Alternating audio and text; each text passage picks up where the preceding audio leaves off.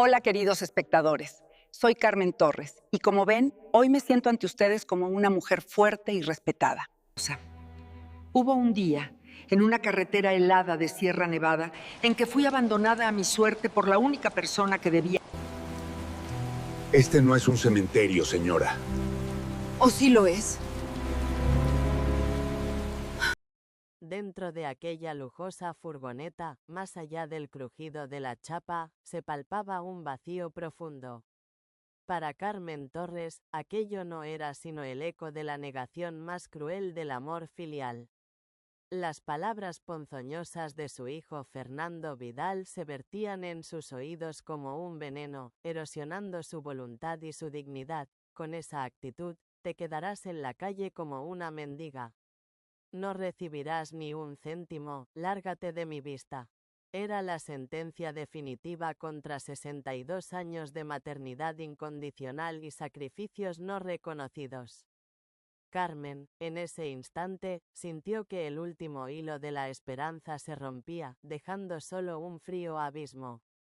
Cuando la puerta del vehículo se cerró con la furia de un martillazo sobre su corazón y el motor la abandonó a la intemperie de la fría Sierra Nevada, Carmen se quedó sin saber qué sentir.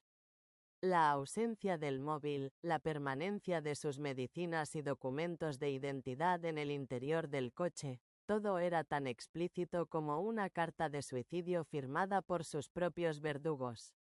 Ella sabía que ser desechada por su propia sangre era un peso infinitamente mayor que la propia muerte física. El shock inicial se disipó para dar paso a una rabia sorda, una quemazón lenta en el pecho que nunca antes había conocido. Mi nombre es Carmen. Hubo un tiempo en el que mis hombros se erguían con orgullo por haber criado un abogado de éxito como Fernando. Él estaba casado con Pilar Sánchez, la riqueza y el estatus social eran los únicos dioses a los que rendían culto. La ostentación de su vida en Barcelona contrastaba con la vida austera que yo llevé para asegurar su educación. Yo les había cedido todos mis ahorros y mi hermoso piso en la zona alta de la ciudad, todo como un gesto de amor filial desinteresado en la tradición familiar española. Para mí, era la culminación de una vida de esfuerzo, para ellos, solo un trámite burocrático para consolidar su patrimonio. Sin embargo, tras el ictus leve que sufrí hace 6 meses, mi estatus de invitada en su lujoso apartamento de l'Eixample se transformó rápidamente en esclavitud. La convalecencia fue dura, no por la enfermedad, sino por el ambiente opresivo. Recuerdo las tardes en que Pilar entraba a la habitación, no para preguntar cómo estaba, sino para mover los muebles con un ruido excesivo, insinuando que mi cama estorbaba el diseño interior del piso, valorado por algún decorador de moda. El linimento que usaba para mi fisioterapia se había convertido en su mayor ofensa estética, un olor que, según ella, desentonaba con los aromas de ambiente que usaban. Los susurros constantes de Pilar versaban sobre cómo mi presencia arruinaba su perfecta arquitectura de vida.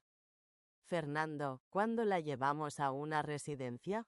El olor al alimento es insoportable, le había escuchado decir una noche, creyendo que yo dormía. Fernando, lejos de defender a su madre, solo respondía con monosílabos, preocupado únicamente por si el médico había firmado ya el documento de incapacidad. Esta vida era una tortura lenta, una muerte por goteo. Yo era una carga económica y social, un recordatorio visible de la vejez que ellos temían y despreciaban. Incluso el ama de llaves, pagada por Pilar, me trataba con un desdén apenas disimulado, asegurándose de servir mi comida fría y lejos de la mesa principal. Nunca me permitieron comer con ellos si tenían invitados de nivel, para evitar que mi condición manchara su imagen social. El cambio de mi hijo me había dolido más que cualquier síntoma del ictus. ¿Dónde estaba aquel niño que me abrazaba con fuerza?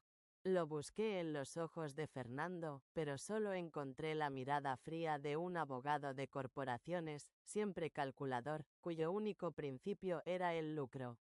La avaricia, ese cáncer del alma, se había comido al hijo que yo había amado.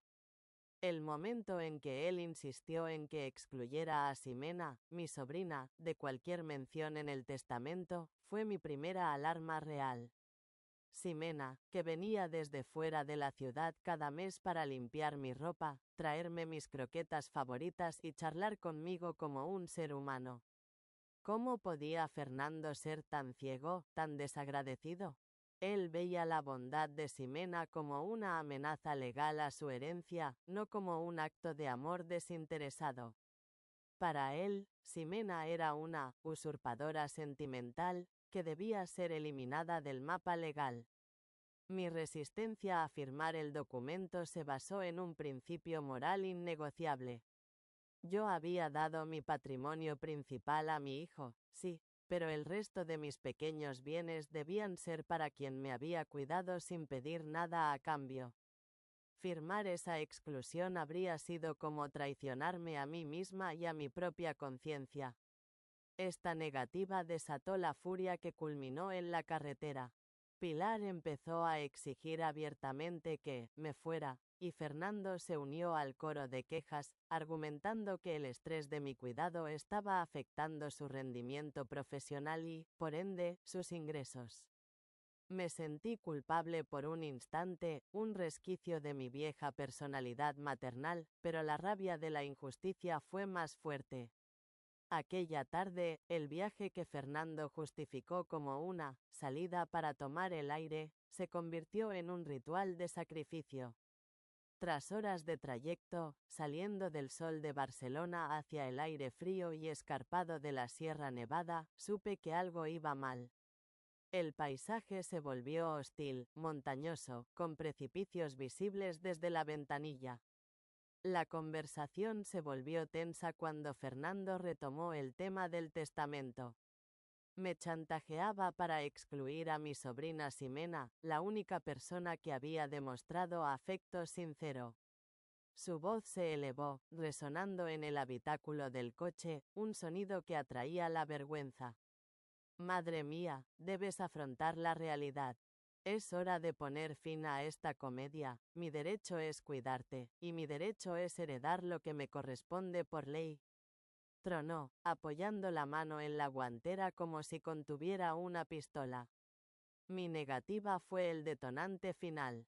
El coche se detuvo bruscamente en el arcén de la carretera más remota y menos iluminada de Sierra Nevada, a tal altura que la lluvia ya se sentía como hielo. Se detuvo con una brusquedad punzante, casi con la autoridad con la que se destituye a un magistrado. Sentada en el asiento del copiloto, Pilar ni siquiera se dignó a girar la cabeza, limitándose a silbar con desprecio. Baja ya, Carmen, no nos hagas perder más tiempo. O firmas o te quedas. El trato es simple.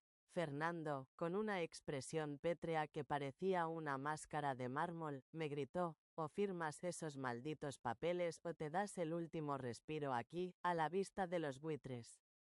Tu ingratitud se ha vuelto insoportable y nos estás costando dinero.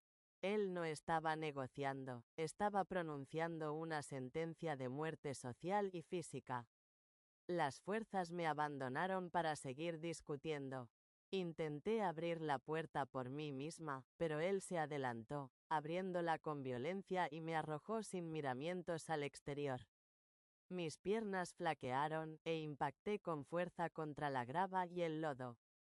El dolor físico fue instantáneo, pero el dolor del alma era eterno. En ese instante, sentí la lluvia gélida de Granada mezclándose con mis lágrimas.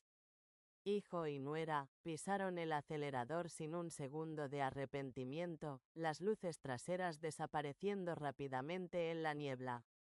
Me quedé sentada en el fango, mis rodillas tan débiles como papel.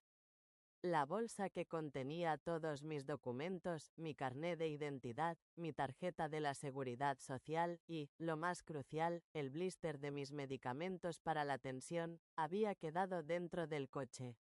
Estaba legal y físicamente indefensa, abandonada en una cumbre donde solo los pastores se atrevían a pasar. Lo que hicieron no fue un simple abandono, sino una ejecución planeada destinada a matar mi espíritu y agilizar los trámites de la herencia.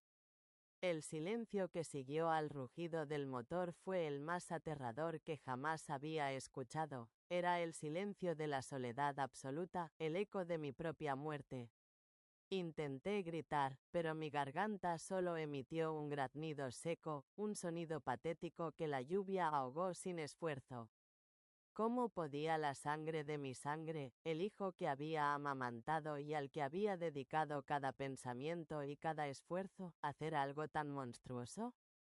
No era la pérdida del dinero lo que me desgarraba, era la aniquilación de mi identidad como madre. Mi mente, bajo el shock, empezó a trazar escenarios ridículos de defensa. Pensé en la policía, en denunciar el abandono de persona vulnerable, un delito grave en España. Pero al instante recordé la sonrisa fría de Fernando, la que usaba en los tribunales. Él alegaría que yo estaba confundida, debido al ictus, que había optado por irme con una amiga inventada. Él ya había pensado en todo. La indefensión no era solo física, era legal. Él ya había calculado el riesgo. La lluvia continuaba, penetrando en mis ropas, enfriando mis huesos hasta la médula. Podía sentir el pulso débil de mi corazón, luchando contra la hipotermia. La falta de mis medicamentos para la tensión me causó un terror punzante. Si sufría otro ictus aquí, en esta soledad helada, nadie lo sabría hasta que fuera demasiado tarde. Era una muerte lenta y cuidadosamente calculada. Intenté mover mis dedos entumecidos, el frío los había vuelto insensibles. ¿Cuánto tiempo me quedaba antes de colapsar? 1 hora, 2, antes de que el frío reclamara su pago. Mi cuerpo temblaba con espasmos incontrolables. Me arrastré unos centímetros, intentando ponerme a cubierto bajo un pequeño saliente de roca, pero el barro no me lo permitió. En ese momento de absoluta desesperación, volví a llorar, esta vez no por rabia, sino por una profunda autocompasión. Recordé a mi difunto esposo, José. ¿Qué pensaría él al verme convertida en esto? José, el hombre que siempre me había prometido que nunca estaría sola. La soledad se sentía ahora como un peso físico, asfixiante, el peor de los castigos. Pasaron horas que parecieron siglos. El tiempo, medido por el incesante golpeteo de la lluvia y el dolor creciente en mis articulaciones. Mi mente se aferraba a detalles sin importancia como anclas, el color del coche de Pilar, el perfume a sándalo que Fernando siempre usaba. Intenté levantarme de nuevo. El esfuerzo fue inútil. Mis piernas, convertidas en gelatina inútil, simplemente se negaron a obedecer. Caí de bruces, y el sabor amargo de la tierra mojada me llenó la boca. Fue entonces cuando la traición se transformó en una llama. Si Fernando me quería muerta, si Pilar me veía como una molestia a eliminar, que así fuera. Pero yo no les daría el placer. Si lograba sobrevivir, no sería la madre que perdonaba todo, sería el fantasma que regresaría para atormentarlos. La idea de la venganza, cruda y brutal, fue la primera chispa de calor que sentí en mi cuerpo helado. Me aferré a esa rabia como a una manta de supervivencia. Sin embargo, la rabia no era suficiente para mover mi cuerpo. Me quedé allí, rezando instintivamente, no a Dios, sino a cualquier fuerza cósmica que pudiera enviar ayuda. Me pregunté por mi sobrina Ximena. Si Fernando supiera el riesgo que corría Ximena si él no encontraba mi cuerpo para agilizar los trámites, tal vez, solo tal vez, se arrepentiría. Pero él solo pensaba en su herencia, en el tercio de libre disposición que yo debía cederle. La desolación de la Sierra Nevada era total. El aire olía a pino mojado y tierra ácida. No se veía ninguna luz en el horizonte, ninguna señal de vida. Mi mente comenzó a divagar, reviviendo recuerdos de la infancia de Fernando, su primera comunión, el día que se graduó de abogado, sus abrazos antes de que el dinero lo corrompiera. ¿Cómo se había desviado tanto un alma? ¿En qué momento yo, como madre, había fracasado tanto en inculcarle la moral por encima del vil metal? En mi delirio, juré que si un milagro me salvaba de esa fría tumba al aire libre, no solo viviría, sino que dedicaría el resto de mi existencia a desmantelar la hipocresía que había destruido a mi familia.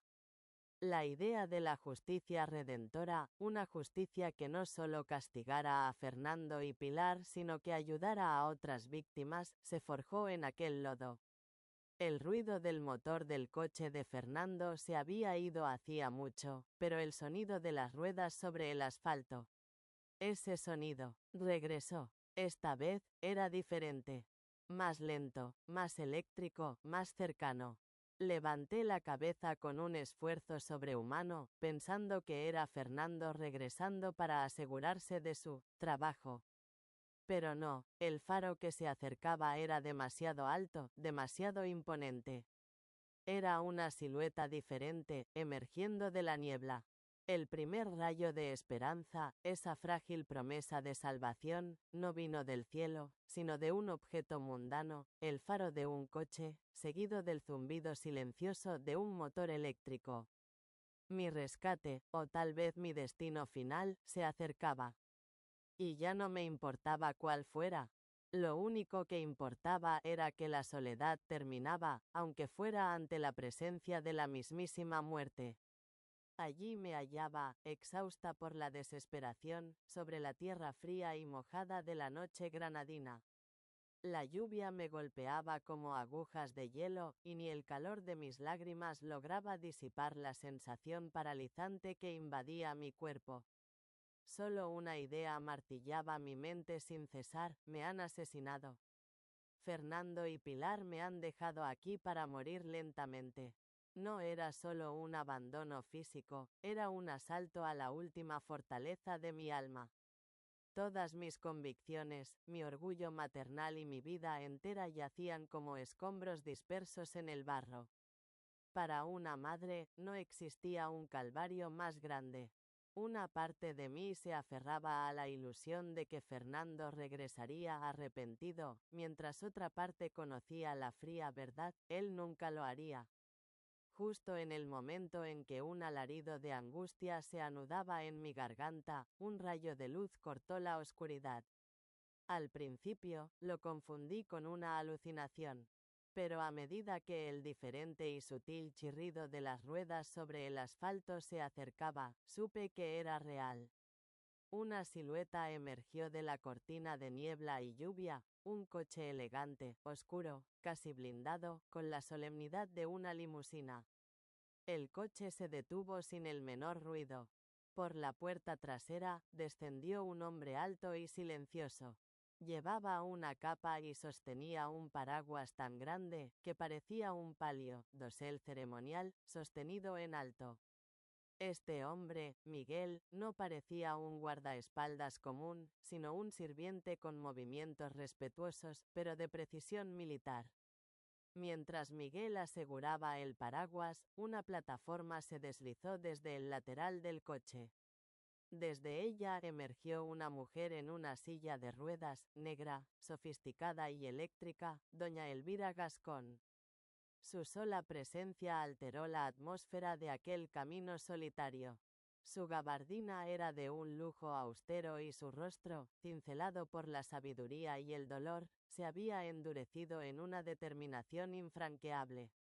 Su aspecto recordaba a las reinas de hierro de la historia española. Doña Elvira clavó sus ojos en mi estado lamentable. Eran de un azul intenso, profundos y fríos como el cielo andaluz. «Este no es un cementerio, señora», ¿O sí lo es? Preguntó. Su voz era grave, concisa y desprovista de cualquier calidez, transmitiendo solo autoridad absoluta. Fue su hijo el que la arrojó aquí, ¿verdad? Solo pude llorar. Asentí, las palabras se habían quedado atrapadas en mi garganta. La vergüenza se mezclaba con el olor de la tierra mojada. Elvira se acercó en su silla de ruedas. Examinó mi rostro como un juez examina las pruebas. Póngase de pie, Carmen Torres. Y que su cuerpo deje de temblar. Yo he venido a buscarla. A partir de ahora, pretenda que es de mi propia sangre, porque desde esta noche, borrar la afrenta que su hijo le ha infligido es mi deber. Esta humillación, esta afrenta, no le pertenece a usted, sino a ellos. ¿Por qué? Balbuceé, mi voz rota. Ni siquiera me conoce. ¿Quién demonios es usted, en nombre de Dios? Estas preguntas eran el aleteo desesperado de mi corazón.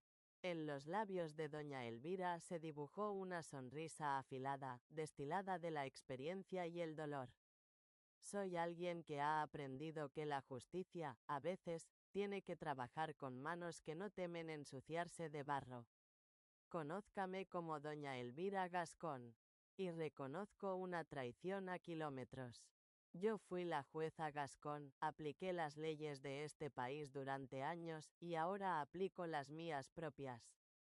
Ahora, levántese antes de que le dé una pulmonía de castigo. No hay tiempo que perder. Su hijo y su nuera van a pagar el precio por esta humillación, un precio mucho más alto de lo que pueden imaginar. Fernando y Pilar no volverán a dormir una noche de paz. Miguel, con el rostro impasible, me tendió la mano. La tomé. La fuerza en su agarre fue como una cuerda salvavidas invisible que me hizo fuera del lodo y la desesperación. En ese instante, comprendí que la fuerza de una mujer no residía solo en la compasión, sino a veces en una ira fría. El interior del lujoso coche era un santuario de calor y silencio, un contraste violento con el barro y la lluvia que me cubrían. Miguel me instaló en el asiento trasero y me cubrió con una gruesa manta de lana para calmar mis temblores. Doña Elvira o con acento agudo el asiento delantero, su transición de la silla al asiento fue como la de una reina que ocupa su trono. Mientras el motor del vehículo ronroneaba, observé el paisaje oscuro. Mi vida se había roto como una cinta de película. ¿Por qué se toma tantas molestias en ayudarme? Le pregunté. Esta bondad, esta riqueza. Debe haber un truco. Una misericordia tan grande no cabía en mi razón. Ella cerró los ojos y tomó un sorbo de aire. ¿Un truco? Mi historia es un reflejo de la suya, Carmen. Sé lo que significa ser desechada como un trapo viejo por el ser que debía protegerte, por el que criaste y al que diste toda tu fortuna para su ascenso. Esto es una forma de karma para mí. Yo no busqué la venganza, busqué el equilibrio. Y ahora, le toca a usted. Yo tuve un hijo, se llama Eduardo, comenzó, su voz resonando con cristales rotos del pasado. Un hombre de negocios exitoso, mi única herencia después de la muerte de mi esposo. Cuando sufrí mi parálisis, igual que usted, él y su esposa, esa víbora, Gabriela, me abandonaron. Me dejaron en un hospital de Barcelona, tomando control de todos mis asuntos. En mi caso, el abandono pudo haber sido un escándalo público, pero me negué a permitirlo. La reputación de una Gascón no iba a ser mancillada por la ambición de un hijo. ¿Y qué les sucedió a ellos? Susurré, conteniendo el aliento. Se les aplicó mi versión de la justicia, dijo, su voz con un sabor metálico y cortante. Mi hijo y mi nuera lo perdieron todo. No los destruí, Carmen. Pero tuvieron que empezar de cero. Eduardo no pudo recuperar ni la mitad del dinero que me robó. Fue entonces cuando me di cuenta de que no estaba sola. Hay cientos de mujeres como nosotras. Por eso con acento agudo Fundación El Faro, la Fundación del Faro. Ofrecemos renacimiento a mujeres abandonadas en silencio, como usted. Este es el segundo acto de mi vida, el acto de las lágrimas de la justicia. Al finalizar el viaje, una inmensa estructura de piedra coronaba las colinas andaluzas, el Cortijo de la Luz, la Finca de la Luz. Una antigua mansión nobiliaria española, que incluso en la oscuridad, exudaba riqueza y un secreto palpable. La arquitectura susurraba la edad de oro de España. Este lugar, anunció Elvira con un brillo de orgullo en sus ojos, es donde comenzará su renacimiento. Ni Fernando ni Pilar la encontrarán jamás aquí. Este es mi santuario y su peor pesadilla. Aquí recuperará su fuerza, reconstruirá su identidad y les daremos su merecido. En el interior, suelos de mármol y lámparas de araña. La ama de llaves, señora Carmen, la ama de llaves Carmen, nos recibió con compasión. Me guío a la suite azul. Cada detalle parecía haber sido elegido por los mejores artesanos andaluces. A la mañana siguiente, Elvira me presentó su plan frente a un escritorio de granito. Sobre él, fotos de mi piso de Barcelona y extractos financieros del bufete de Fernando. Carmen, le ofrezco dos caminos. 1. La jaula de oro. Seguridad total y comodidad para el resto de su vida, esperando el perdón de Fernando. 2. Quédese conmigo y hagamos que esta maldita traición le cueste a Fernando y Pilar el sueño de sus vidas. Podemos llevarlos a la bancarrota y arruinar su reputación. Con mi experiencia legal, conozco sus vulnerabilidades. Tragué saliva. La venganza, un veneno seductor, me tentaba. No quiero venganza, dije, aunque la firmeza de mi voz me sorprendió. Quiero justicia, doña Elvira. Quiero recuperar mi casa y usar ese dinero para ayudar a mujeres como yo.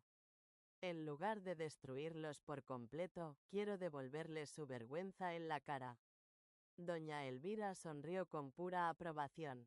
Por eso la elegí, Carmen. No solo venganza, sino redención. Perfecto. Trazaremos nuestro plan. Fernando y Pilar pensarán que el fantasma de su madre no les da tregua. Mientras ellos la buscan, usted, desde las sombras, reordenará sus vidas. Mañana mi abogada, Laura Prieto, le explicará los detalles.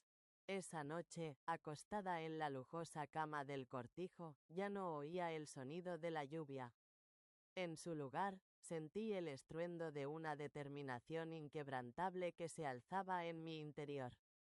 El viaje había comenzado. Aquella noche, me senté a solas en la imponente biblioteca del cortijo, mi mente dividida por el campo de batalla de las dos opciones que doña Elvira Gascón me había ofrecido. Por un lado, la promesa de una jaula de oro, la seguridad y la paz a cambio de dejarlo todo atrás. Por el otro, el camino de la justicia que devoraba mi corazón. Fernando era mi hijo, pero también era el hombre que me había condenado a la intemperie. Las palabras de Elvira resonaban con una claridad hiriente, su hijo eligió el dinero. Ahora debe elegirse usted misma. Al amanecer, mi decisión era inquebrantable. Encontré a Elvira en su silla de ruedas en el jardín de rosas, donde el sol andaluz rompía con timidez. Quiero que sepan lo que hicieron, declaré. Mi voz, por primera vez en meses, era firme y sin titubeos. Quiero que enfrenten las consecuencias de sus acciones, pero no quiero destruirlos por completo. No busco la aniquilación. Elvira me examinó con una mirada larga, evaluando la profundidad de mi convicción. ¿Está segura, Carmen? La clemencia puede ser fácilmente interpretada como debilidad. No es clemencia, corregí, sintiendo una fuerza nueva.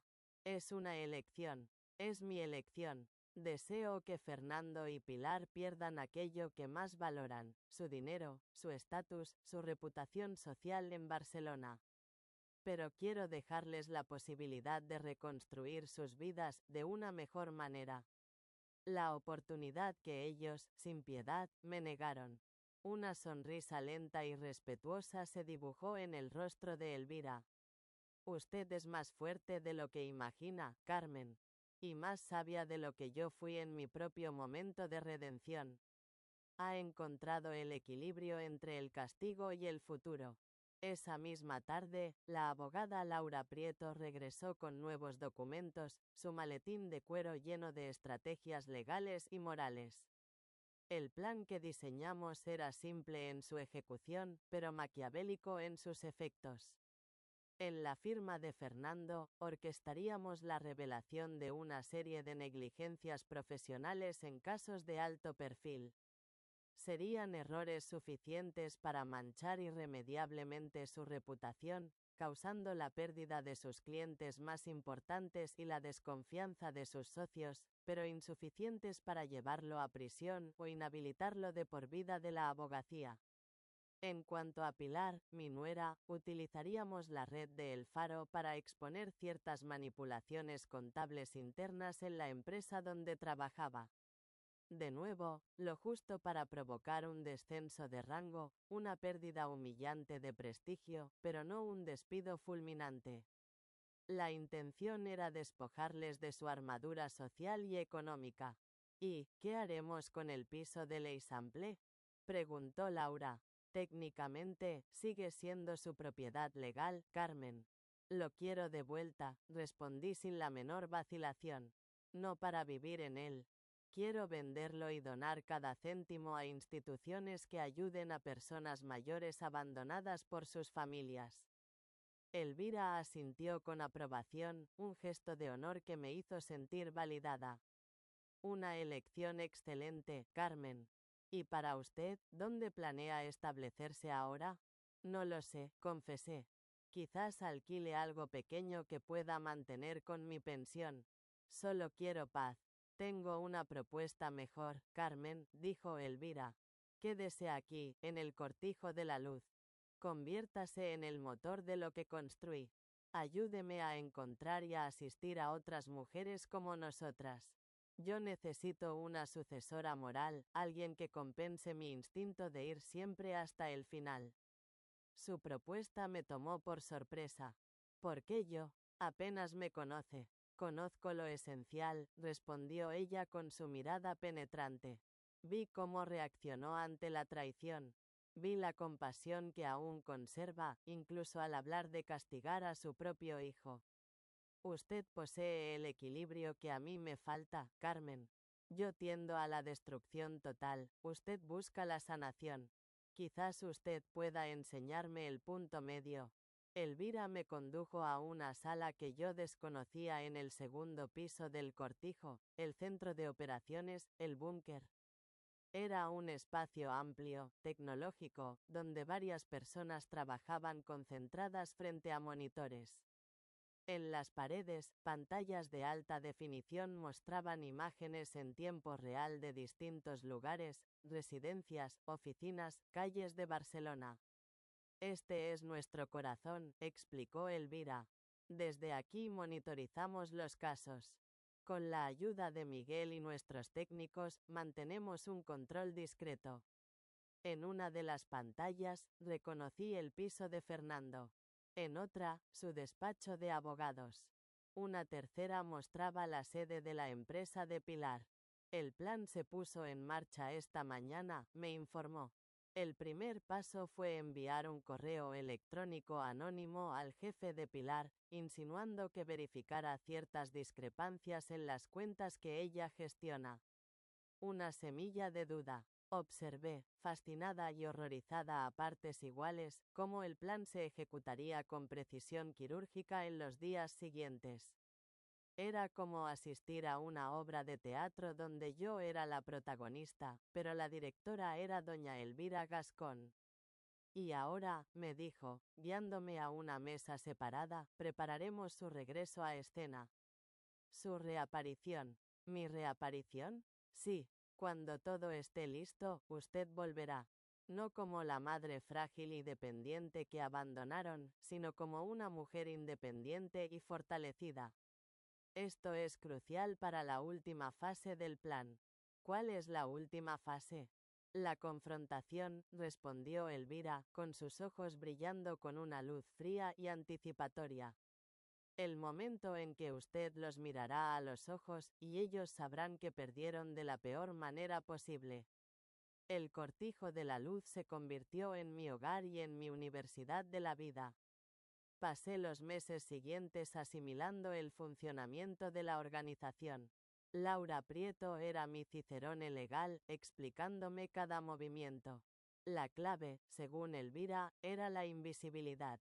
Nunca debe parecer que hay una mano maestra. Cada golpe debe parecer una simple coincidencia, mala suerte, o la consecuencia natural de sus propias malas decisiones.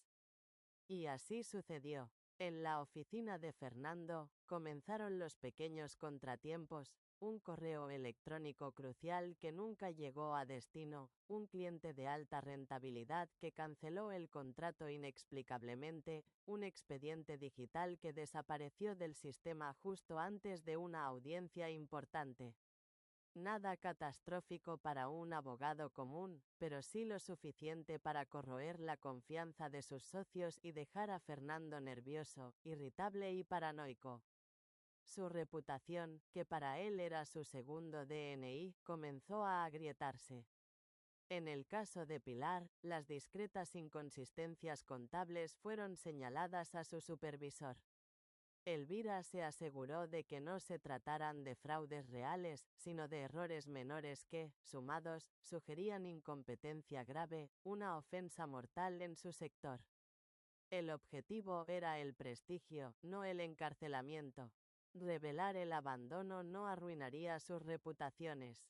Sería su palabra contra la de ellos, me había recordado Laura.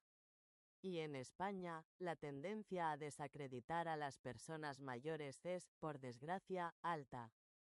Fernando alegaría confusión senil. Atacar lo que realmente valoran es más efectivo.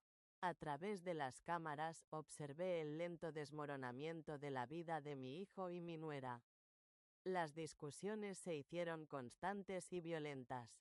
Fernando culpaba a Pilar por su tren de vida excesivamente caro. Ella lo acusaba de ser un abogado mediocre sin la perspicacia de su madre. La ansiedad financiera se convirtió en un ácido que disolvió su matrimonio. Dejaron las cenas sofisticadas y los círculos sociales, su lujo se estaba volviendo insostenible. Una noche, vi a Fernando bebiendo solo en el salón de Barcelona, mirando una foto antigua nuestra de cuando él era niño. Por un instante, el corazón se me encogió. El dolor de la madre luchaba contra la furia de la víctima. ¿Estaba yendo demasiado lejos? Las dudas son su humanidad, Carmen, me consoló Elvira. Pero recuerde, no estamos destruyendo a Fernando. Le estamos dando la oportunidad, muy costosa, de redescubrir sus valores antes de que sea demasiado tarde. Mi propia transformación no se detuvo. Laura recuperó mis documentos y acceso a mis cuentas bancarias. Con el tratamiento médico y la fisioterapia intensiva en el cortijo, mi movilidad y energía mejoraron drásticamente. Ha sido descuidada por años, dijo Elvira. Ahora, sanaremos el cuerpo para fortalecer el espíritu. También trabajé intensamente con la psicóloga, la doctora Rocío. Ella me ayudó a deshacer los nudos de la culpa. La sanación viene al entender que su acción es de equilibrio, no de venganza, me explicó. 3 meses pasaron así, Fernando y Pilar enfrentando reveses, mientras yo me fortalecía física y espiritualmente. El día de la confrontación se acercaba. «Carmen, ¿está lista?», preguntó Elvira la mañana señalada. Respiré hondo. Creo que sí. El plan era sencillo. Fernando y Pilar, desesperados por cubrir deudas, habían puesto el piso de Barcelona en venta. Laura había orquestado mi aparición como potencial compradora, acompañada por doña Elvira. Miguel nos condujo en un coche diferente, discreto, alejado del lujo ostentoso del cortijo.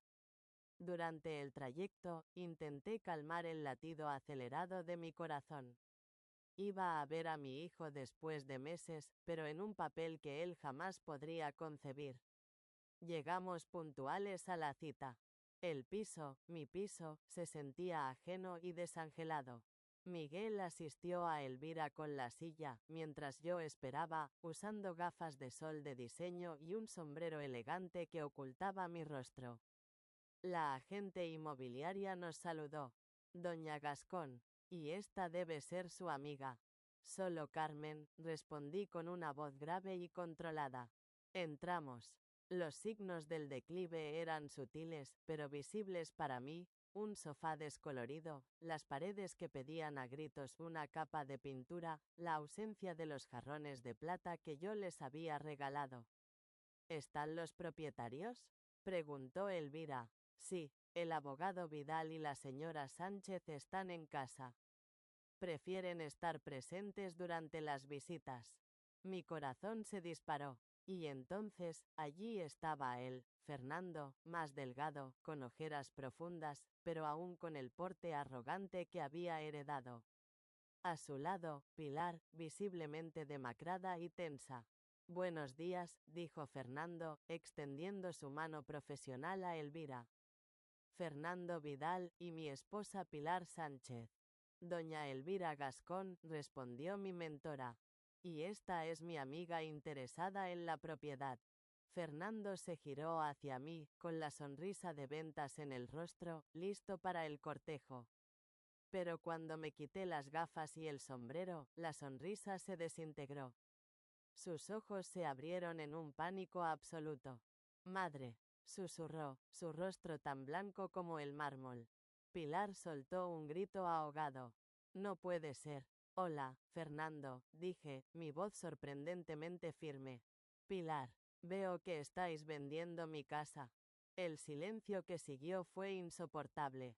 La agente inmobiliaria, sintiendo el desastre, se retiró discretamente. ¿Qué? ¿Cómo? Signo de cierre de interrogación. ¿Dónde ha estado?, balbuceó Fernando, su shock palpable. ¿Tiene importancia, Fernando?, pregunté, manteniendo la compostura. Después de que me abandonara en aquella carretera bajo la lluvia, usted dejó muy claro que mi paradero le era indiferente. No fue exactamente así, intentó argumentar, lanzando una mirada desesperada a Pilar, que estaba paralizada. Fue exactamente así, corregí. Me dejó a merced de la muerte, Fernando. Su propio hijo. Estábamos bajo estrés, intervino Pilar, recuperando algo de su antiguo descaro. Usted sabe lo difícil que fue cuidarla después del ictus. ¿Y por eso me dejasteis sola, sin dinero, sin documentos, sin mis medicamentos?, completé, mirando directamente a los ojos de Pilar. Qué extraña forma de aliviar el estrés. Fernando dio un paso hacia mí, su rostro una mezcla de miedo y cálculo. Mamá, la buscamos, mintió descaradamente. Estábamos desesperados. Regresamos a aquel lugar, pero ya se había ido. Luego recibimos su mensaje. ¿Qué mensaje?, pregunté con fingida confusión. Mi teléfono estaba con ustedes, Fernando. Doña Elvira intervino, su voz resonando con la autoridad de un tribunal. Abogado Vidal, dijo, ahórrenos las mentiras. Sabemos lo que sucedió y lo que no hicieron después. No la buscaron, no llamaron a la policía. En su lugar, se dedicaron a planear cómo repartirían sus bienes si nunca regresaba. Fernando se desplomó contra la pared. ¿Quién es usted? ¿Qué quiere de nosotros? Soy alguien que reconoce la traición y el abandono, respondió Elvira, repitiendo el lema de su vida. ¿Y qué quiero? Justicia. En ese instante, Laura Prieto entró en la sala, con la carpeta de la perdición en mano. Fernando Vidal y Pilar Sánchez, anunció formalmente. Soy Laura Prieto, abogada de Carmen Torres. Les informo que, como ocupantes ilegales de esta propiedad, están siendo desalojados.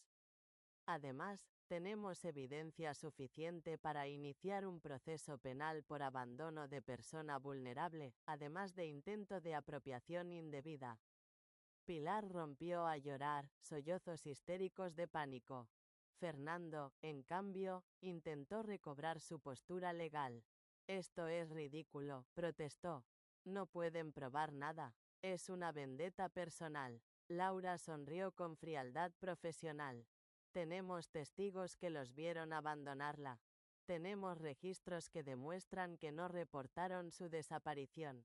Tenemos los correos electrónicos entre ustedes discutiendo cómo se beneficiarían.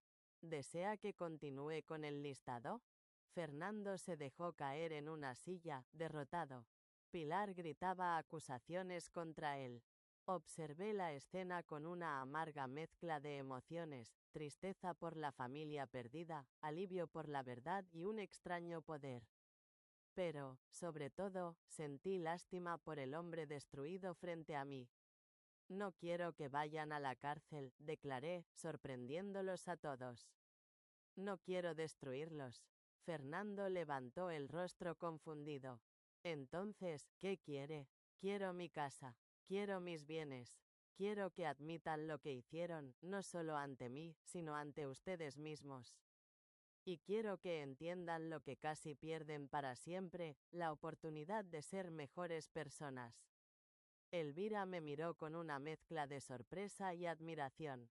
En ese momento, miré a mi hijo y decidí que la verdadera justicia no era la destrucción, sino la oportunidad de redención. Laura, ¿cuáles serían los términos de un acuerdo? La abogada presentó las condiciones. Fernando y Pilar tendrían una semana para desalojar el piso. Devolverían todos mis bienes.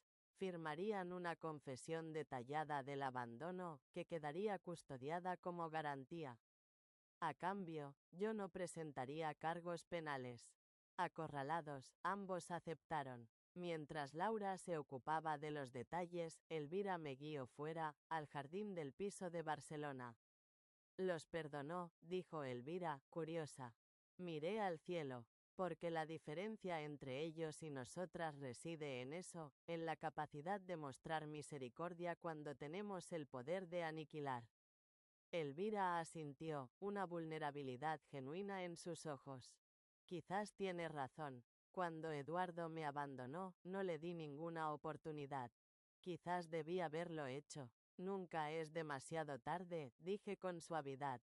Murió hace 2 años, me interrumpió, con la voz rota. Solo. Lo supe después del funeral. Puse mi mano sobre la suya. Lo siento. Yo también, respondió, refiriéndose a todas las oportunidades perdidas. Regresamos al cortijo. Yo había confrontado a mi hijo y obtenido mi justicia, pero sentía algo más profundo que la venganza, paz. ¿Y ahora? Preguntó Elvira. Ahora, respondí, comenzamos la próxima fase. La fase de construir. El piso de l'Eixample, recuperado de las garras de Fernando y Pilar, ya no tenía cabida en mi vida.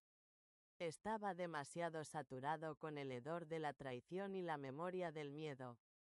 Decidí seguir adelante con el plan que había compartido con Elvira, vender la propiedad y destinar los fondos a la creación de una entidad que compensara el daño que el abandono inflige en el alma.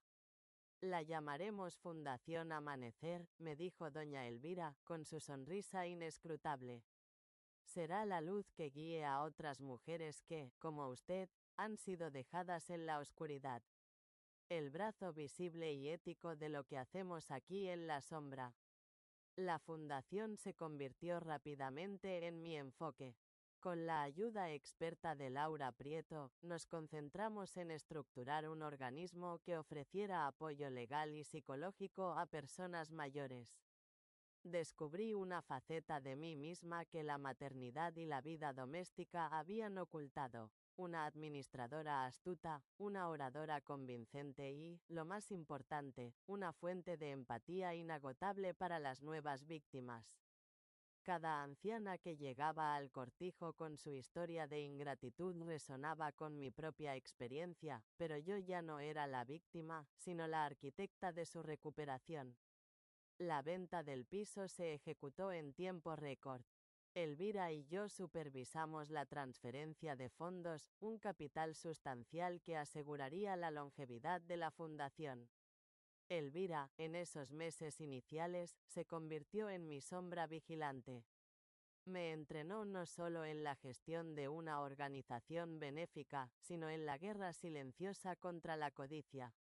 Me enseñó a distinguir las mentiras legales de las verdades emocionales, y a usar el conocimiento de la ley como un escudo, no como una espada de venganza indiscriminada.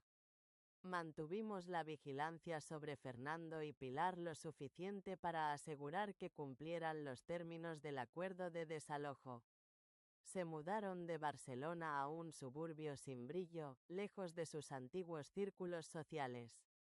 La humillación pública, aunque sutil, había surtido efecto. La firma de abogados de Fernando se estaba desmoronando, carcomida por las negligencias cuidadosamente plantadas, y Pilar fue transferida a un puesto con un título pomposo pero sin poder real. Habían perdido su estatus, su verdadero Dios. Aproximadamente 3 meses después de la confrontación, el silencio se rompió, no con una carta emocional, sino con un acercamiento profesional y cauto. Laura Prieto me citó una tarde en la biblioteca del Cortijo. Su rostro, normalmente impasible, mostraba una mezcla de sorpresa y curiosidad profesional. Recibí un mensaje de Fernando Vidal, me informó, abriendo una carpeta pulcra. No es una disculpa, Carmen. Es una propuesta de negocios. Sentí un vuelco en el estómago. ¿Una propuesta? ¿De qué habla? Dice que está dispuesto a ofrecer sus servicios pro bono, gratuitos, para la fundación. Argumenta que, dada su experiencia en derecho inmobiliario y corporativo, podría ser invaluable para la adquisición y gestión de las nuevas propiedades que planeamos usar como refugios. Dejó claro que no espera un sueldo, solo una forma de compensar los daños. Me levanté y caminé hacia la chimenea, mis manos aferrándose al mármol frío. No era la carta que yo había anticipado, cargada de remordimiento, sino una oferta calculada que, bajo su fachada de generosidad, seguía siendo un intento de control. Es su manera de tantear el terreno, dijo Elvira desde su silla, entrando a la sala sin hacer ruido. La madre traicionada es peligrosa, pero el cliente que le ofrece un servicio es predecible. Cree que puede comprar su redención con horas de trabajo. No es suficiente, dije con un tono que no admitía debate. El arrepentimiento tiene que ser personal, no profesional. Es un intento de evitar mirarse al espejo. Sin embargo, la propuesta me dejó una espina clavada. Laura Prieto señaló que la experiencia de Fernando realmente sería útil.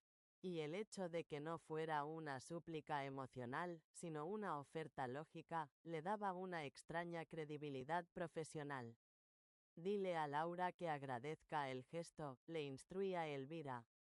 Pero que la fundación no necesita sus servicios por ahora. Y quiero que Miguel verifique la autenticidad de su trabajo pro bono en su nuevo bufete. Si está intentando mentir, lo sabremos. Mientras la Fundación Amanecer ganaba velocidad, la salud de doña Elvira entraba en un declive lento pero inexorable. Su mente permanecía afilada, la mejor de la casa, pero su cuerpo la traicionaba cada día más. Era la única en la que yo confiaba plenamente, y su partida inminente se sentía como la pérdida de una segunda madre. No se preocupe, Carmen, me tranquilizaba ella, tosiendo. Mi legado está seguro con usted. Pero hay una pieza que aún falta en este juego de ajedrez. Una tarde, Miguel entró en el centro de operaciones con una expresión que rara vez mostraba, la de la sorpresa incómoda. Doña Elvira, le informó, la oficina legal de Madrid que está buscando a la nieta de su cliente, el señor Rulfo. Han localizado a Alicia Gascón, la hija de Eduardo. Es trabajadora social en Sevilla. Me levanté de golpe, mi respiración agitada. Alicia Gascón. La sangre de Elvira. Elvira cerró los ojos y asintió, su rostro pálido. El destino ha sido lento, pero implacable. Eduardo la ocultó para protegerla de mi venganza. Yo no sabía de su existencia. Tenemos que ir por ella, dije inmediatamente. Ella debe verla. Debe saber que su abuela existe y que no es una villana. La llegada de Alicia se produjo 2 semanas después, justo a tiempo. Alicia Gascón era un vivo retrato de la joven Elvira, ojos decididos, mandíbula firme, pero con un toque de calidez que su abuela había perdido hacía tiempo. Nos recibió con cautela. Laura Prieto y yo le explicamos la historia, el abandono, la venganza, la Fundación Amanecer y la inminente enfermedad de Elvira. Alicia, que había crecido sabiendo que su padre, Eduardo, había sido repudiado por su madre por una razón que nunca le explicaron completamente, se sintió abrumada. Mi padre me dijo que mi abuela era una mujer de honor, pero que la crueldad de su venganza había destruido a la familia, nos confesó. Su abuela es una mujer de honor, intervino Elvira, que había entrado en la sala con la ayuda de Miguel. Pero el dolor me hizo actuar como un martillo, Alicia. Carmen me ha enseñado que el honor no reside en el castigo, sino en la restauración. Los siguientes meses fueron intensos.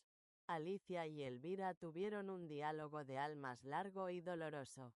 Alicia pudo entender la rabia de su abuela, y Elvira pudo finalmente ver el legado inocente que su hijo le había arrebatado. Alicia, con su experiencia en trabajo social, se sintió inmediatamente atraída por la misión de Fundación Amanecer, aportando ideas nuevas y una energía juvenil. Elvira, sintiendo su fin cerca, aceleró la transición. El legado del equilibrio. Una tarde, Elvira me llamó a su oficina para la transferencia final del control. Estaba muy débil, pero su voz era un murmullo de autoridad. Carmen, la Fundación Amanecer es suya. Laura Prieto será su socia legal, y Miguel su brazo ejecutor. Alicia es la sangre de esta casa, escúchela, Carmen. Ella tiene la visión del futuro. Abrió el cajón de su escritorio y sacó la llave dorada y la carta, justo como en la versión original. Me entregó la carta, ya sabiendo lo que contenía, la revelación de la amistad con mi madre, Elisa, y la deuda que sentía hacia mí. Mi rescate no fue un accidente, le dije, mirando la foto de Elvira y Elisa jóvenes. Usted me estaba buscando. Siempre, susurró Elvira. Pero yo le debo algo más grande que el rescate, Carmen. Le debo la paz que no le di a mi propio hijo. Su capacidad de perdonar a Fernando, incluso a esa Pilar, es el verdadero legado que debe continuar. No se deje llevar por mi vieja sed de venganza. Doña Elvira Gascón falleció pacíficamente 2 días después. Su muerte, aunque dolorosa, fue un cierre poético. Dejó una nieta para continuar el legado y una sucesora moral que había aprendido de sus errores. La incorporación de Fernando a la Fundación Amanecer no fue suave.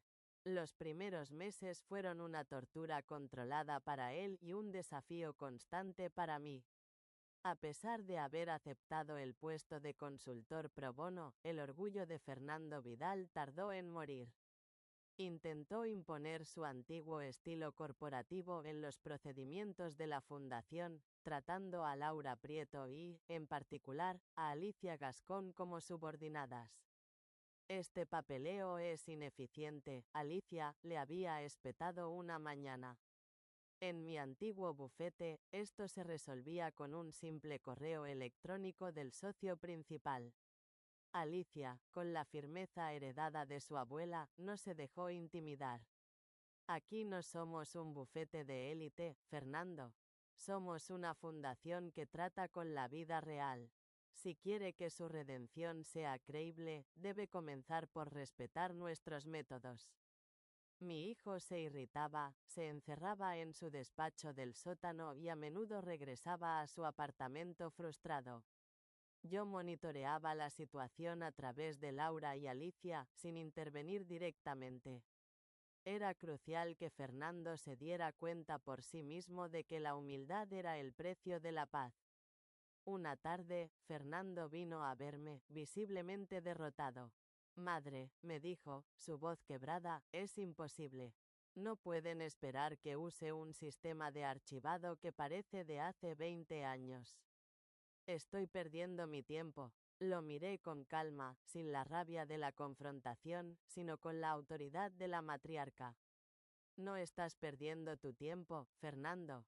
Estás perdiendo tu orgullo. Y ese orgullo es lo que te llevó a aquella carretera en Sierra Nevada. La fundación no es tu castigo, es tu escuela. Estas palabras, pronunciadas sin ira, parecieron penetrar su arrogancia. A partir de ese momento, Fernando comenzó a ceder. Dejó de dar órdenes y empezó a escuchar.